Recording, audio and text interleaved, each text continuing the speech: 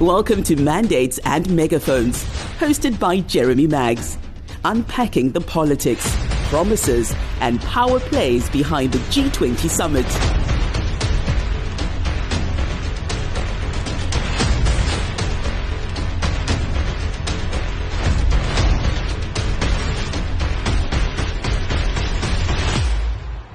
Hello and welcome to Mandates and Megaphones here on Moneyweb in association with Standard Bank. I'm Jeremy Maggs, and as South Africa prepares to host the G20 Leaders Summit in Johannesburg this November, I want to ask a slightly harder question today. Can global promises actually narrow inequality here at home and, for that matter, across the continent? And in that respect, I'm joined by Isobel Frye, Senior Policy Advisor G20 at Oxfam South Africa and a social protection policy expert. And I want to try and get past slogans into a little bit of policy, money flows and power, what needs to change, by whom and by when.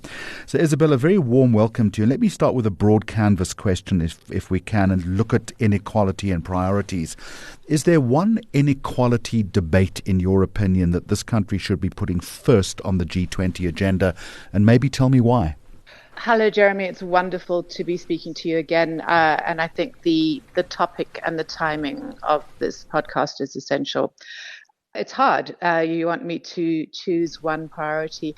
I would suggest that given a follow-up from the Brazilian G20 priority on taxation of the super rich, which was then endorsed in the June Financing for Development UN conference through the Civil Platform for Action on taxation of high net worth individuals, I really would like to see that being prioritized in this G20.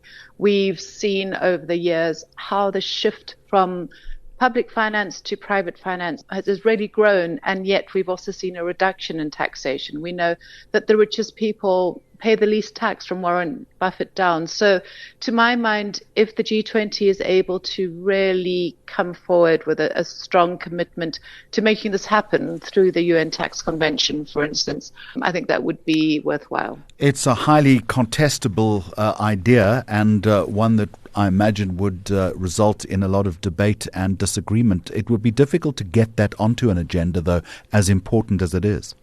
It would be, but actually a lot of that work has already been done. I think President Lula under the 2024 G20 advanced some of the recommendations from the specially constituted Zuckman Tax Committee, which reported to the finance track last year. So it is on the global agenda. You're right, it's not an easy debate and that's really part of the inequality of wealth. Unhindered wealth is that you get elite compacts. So between the financially wealthy and the powerfully elite, you have compacts which come together and in fact hinder some of the national attempts to increase taxation. So what we're looking for is a global commitment, which then not individual organizations, but local organizations can really use to advance the debate at a national level. There's a fascinating organization called Patriotic Millionaires that was started in the US, which is made up of millionaires coming together and really committing to showing their support for greater taxation and also saying they won't flee with their wealth. So the inequality debate is interesting, Jeremy, because it's got two components. There's the pre-distribution and the redistribution. So taxation, of course, is a redistribution after the money is made. And that's, in fact, an easier ask. There's a growing wealth of data and research looking at pre-distribution, which is how do we equalize opportunities and access before profit is made. And I think really that is a harder ask, but I think both are essential. How difficult is it to turn that inclusive growth debate that you're putting on the table into actual budgets with realistic deadlines, do you think? Of course, debate is pretty, but action is hard work. So putting that into work really takes political will, but political will which is followed up by concrete oversight.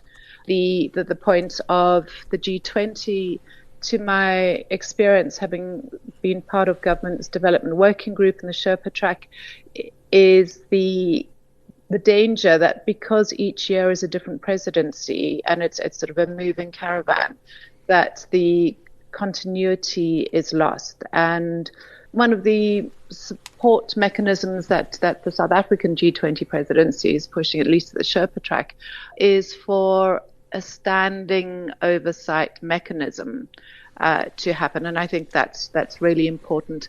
There are definite ways and examples of how we could ask for such things to happen. So the idea of having inequality action plans, for instance, at a national level, which would report up to an apex oversight scorecard, I think would be an important point, which could have a location within the UN. Do you think that South Africa has the wherewithal, the energy, and even the interest to drive as an important debate as you're raising onto that agenda? Because, again, within South Africa, there are also lots of competing ideas, I presume. Yes. I think the challenge is really that we're looking, as you say, at a global architecture with a national presidency that always has competing ideas. The trick, I would imagine, or the way forward would be for the South African presidency to be aware and driving a couple of priorities. And I mean, we see that in the thematic of solidarity, equality, and sustainability. So I know that the president appointed an expert committee of independent experts on global inequality. So we know that their report should be coming out in about October, and hopefully will be read into the record of this G20 with very strong recommendations. So that's one way that the South African government has, in effect, reached out for expert advice, so it doesn't have to be the driver of that. Again, the sustainability would be driven by the climate and energy justice component, and that, of course, has another leg in the COP30, which will be happening on a sort of pre-dovetailing with the G20 Leaders Summit. So the trick, I would imagine, would be to have really a good project management approach where people within the presidency are able to drive at a high level the sort of deep dive down through different actions that they have either originated or are aware of. Could I pivot the conversation slightly to food and energy if we can? And maybe let's talk about food insecurity, which again is critical and particularly has relevance on this continent. When it comes to that, what do you think matters most? Is it pricing, is it input, or just poor logistics? I think there are a variety of drivers around food insecurity. What we see in South Africa, for instance, is because of the deeply proletarianized demographic with people under colonialism and apartheid having been forced off the land. So we don't have a rural peasantry as much as other countries. The question of income poverty is a key driver.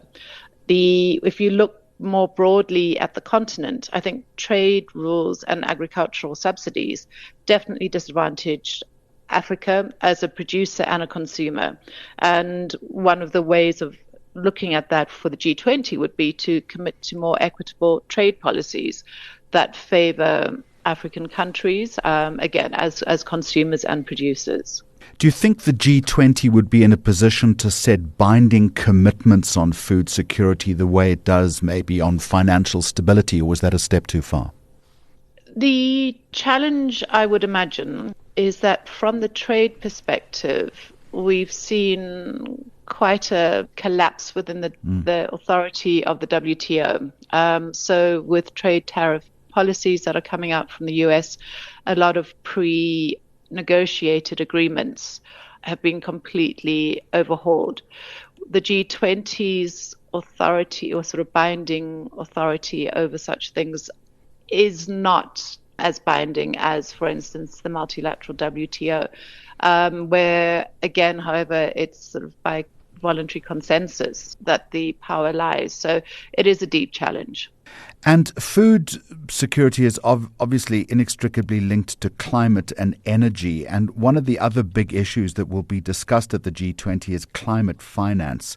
And I guess the question is about whether new money will flow in, or whether global South countries are still being asked to do more with less, and that will be the sort of abiding narrative over the next couple of years? Absolutely. I mean, the $100 billion climate pledge remains unmet. And we, as Africa, really need clarity on delivery timelines and mechanisms. I think if you look, for instance, at carbon border taxes, for Africa, we need to either negotiate exemptions or rather, even better still, secure transition support funds to green industries rather than just face punitive tariffs. The COP30 is looking at loss and damage and also as a source of financing.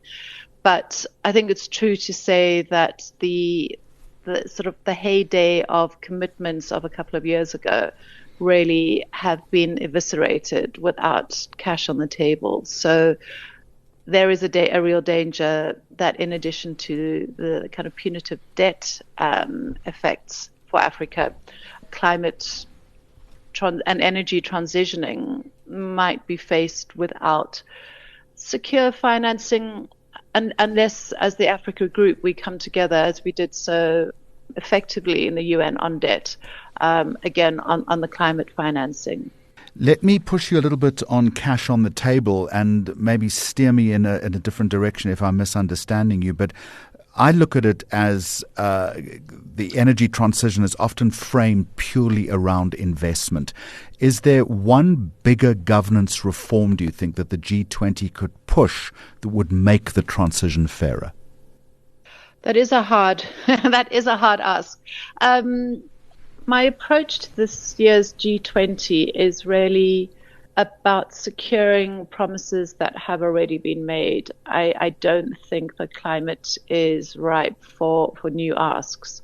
And so I would really support just having a better timeline and actual ring-fenced figures put on the table for this year's G20 as a much more sustainable and doable ask. Isobel, the other big thing, of course, is social protection and human development, and critical to that is gender inequality. That remains entrenched. Again, are you confident that this is the kind of issue that might be raised, and are there policy levers that will maybe quickly close the gender earnings and care gap, or am I just being too altruistic here? Well, you know that social protection is my passion. Indeed. And I was privileged to be on the development working group for the DPME for this year's G20. One of our priorities was social protection, and we managed to get consensus, which came out in the ministerial declaration on the ILO recommendation 202. So in essence, the declaration commits G20 member states to embrace and advance recommendation 202, which is about social protection floors. So every country needs to have a basic social protection, which again, as per our constitution and as per the United Nations International Covenant on Economic, Social and Cultural Rights, would then be progressively expanded as countries grow richer, etc. So there's nothing new. In fact, that ILO recommendation 202 was initially introduced to the G20 in 2012 in the Mexican G20, but it is recognizing that with the growing vulnerability of workers because of the changing world of work, and recognizing the vulnerability of women particularly, and the ministers mentioned in the declaration, the commitment to care, to recognition and reward for care work.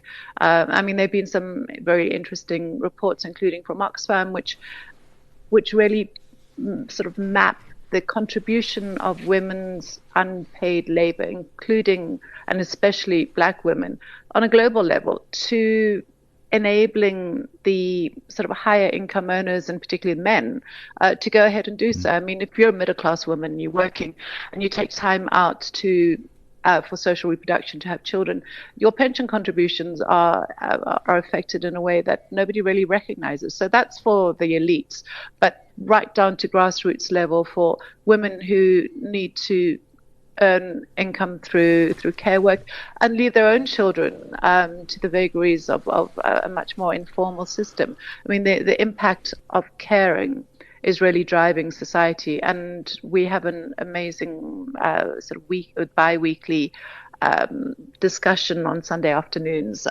we as Oxfam and New Economy Hub, looking at economy as care, and really trying to invert how values and priorities are determined. Anyway, sorry, that's an aside. But I mean, you've touched on something which is core to the transformation and the transitioning that we need globally, which is to recognize that the deficits really affect women on an exorbitant, a huge level, and how do we address that? Isobel, you used two words at the beginning of that answer: embrace and advance. Is that enough? So, again, I mean, sometimes when you have been in the same sort of going for the same priorities for a while, one can get discouraged. But I really believe that it's important that for the embracing and advancing is really, again, if you look at our constitution, the respect, protect, advance, and fulfill. So what we've seen is a rollback on some of the fundamentals of recognition and embracing. So with the demise, for instance, of budgets looking at so basic social services, universal social services, there is an attack on both embracing and protecting, but possibly also going beyond that. And so again, the Seville UN conference, there was a SPA, Seville Platform for Action on Care, and that was ratcheting it up and saying that there needs to be a framework and a sort of roadmap with dates and deliverables about how care is recognized and then rewarded. I'd suggest to you that social protection also focuses, or should be focusing if it doesn't, on youth unemployment. I wonder whether you've given any thought to what kind of intervention scales the fastest. Is it public works? Is it SME finance? Skills to jobs pipelines? A combination of all three? Or do we need fresh thinking in that respect? We've had a lot of thinking about the three options that you've put on the table. The huge challenge about, there are many challenges about youth unemployment, but a couple are firstly structural global unemployment. So the whole idea of full employment doesn't exist in all but a few industrialized economies. So where are jobs coming from, and then the skills around that. And I think if you look at the face of unemployment in South Africa, it's definitely young and it's definitely black.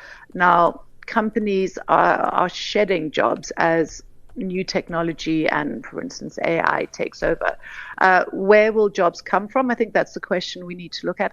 And do we need to de-link income from jobs? And the future world of work, the ILO commission that President Ramaphosa sat on a couple of years ago really threw out some recommendations about where work will be, and the services is one thing, but for that you need to have access to digital networks. You also need better access to training. But we must always remember that for jobs it's both supply and demand.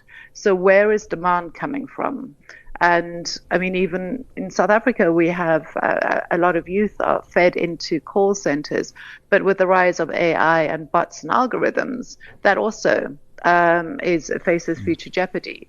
So what are the things that are required, and how do we then train people in and support the supply of that? I mean, if you look at Europe, they're facing the opposite of what we have. We have a youth bulge, a youth dividend. In Europe, unfortunately, the drive is to make services less and less employment driven because they anticipate not having a sort of employed population in the next 10, 15 years. So I think I really believe that new thinking is required, centered on the point of what we have and what we will need and how we supply that. I mean, one of the things that the continent has in abundance are minerals. How do we beneficiate those rather than exporting them? How do we not sell off the family jewels, so to say, but really maximize the enrichment for people and for countries that those profits have as a continent. Isobel, on a broader canvas, and I certainly don't want to sabotage anything before it's even started, but does Oxfam think the G20 is still the right forum to address inequality, or do you think there's a danger that it's too dominated by the interests of the richest economies? Your questions are always so kind of full of different aspects, points to them. So the question I think behind that is there value in multilateralism right now? We've seen many attempts to undermine multilateralism and sort of single powers and countries either walking out or seeking to veto. And I think that's something that needs to be looked at. As Oxfam, we are really committed to reinvigorating multilateralism, but also looking at making the power and value distribution fairer. So looking at the sort of global financial architecture needs and representation needs to be fairer. The G20 is important. I mean, there are many valuable criticisms that say that it's exclusive, it's elitist, it's looking at the larger economies. But then again, the AU is sitting at G20 as a permanent member for the first time, and it's been amazing seeing how that space has really been taken up, and that needs to be affirmed. Possibly as the EU is weakened as a political bloc, we might see the AU coming through as a stronger, more determined bloc there. So yeah, multilateralism is critical because the alternative is a fragmentation and a real sort of reversion to boorish, brutish, nasty and short, which is kind of a life without social contracts. So political contracts are important, but so I think is the need for countries that have not had dominant voices to gain a confidence, and also to look at reconstituting alliances and allies. I mean, I mentioned the Africa Group and their role at the UN on debt. Looking again at debt, just looking for the need to possibly form a debtors club, which counterbalances the creditors club, and so in that way uses the G20 in a much more sophisticated manner than has been allowed in the past. So let me drop a final question to you then. What would Oxfam's message to leaders be who claim that tackling inequality, as we've been discussing, is either too expensive or politically impossible? I would say that if we look at 2025, we've all seen sentences about the growing polycentric crises which are facing us in terms of oligarchy, in terms of unilateral action. Inequality has definitely contributed to the way in which the most powerful continue to act in a way that is unaccounted and has devastating impacts on individuals, countries, and the planet. And tackling inequality, we just open our future up to greater and greater vulnerabilities to the kinds of power attacks that we've seen. So it's really a question of going back to basics. And there have been times in our recent sort of modern history where people have come together and said, we cannot allow this to happen again. And so we need to put all the resources that we have to do that. We really believe this is really the moment now for inequality, and having had involvement in a couple of sort of recent initiatives, such as last year's G20, the Financing for Development, and being really involved in this year's G20, it's encouraging to see that there are other countries that believe the same. And so as Oxfam, we really are calling for a coalition of the willing, of leaders who want to invest in a better future to come together and to provide that leadership, but also that mutual protection of organizing together. So that would be our statement, that we need a coalition of the willing to stand up and say we're willing to tackle inequality with real actions, not just rhetoric. I mean, in South Africa, we've seen rhetoric, but we've also had discussions with the president around the inequality issue. The fact that he has appointed an independent panel of global experts, so not just the regional or national, is really encouraging. And we believe that certain countries, including Brazil and Spain, will really be behind the recommendations that come out of this. But we would also, as Oxfam, say there needs to be a standing body, possibly at the United Nations, similar to the climate IPCC, of independent experts that meet on an annual basis to look at the reductions in inequality, the new challenges, and to be ahead of the curve. Thank you very much indeed. That was Mandates and Megaphones on Moneyweb in association with Standard Bank. My thanks to Oxfam South Africa's Isobel Frye. So as South Africa hosts the G20 at the real test, as Isobel was telling us, it's not about rhetoric, it isn't about speeches, it's where the promises turn into action that cuts equality where people live. Thank you so much for listening. Thank you for listening to Mandates and Megaphones. You can find more episodes on moneyweb.co.za.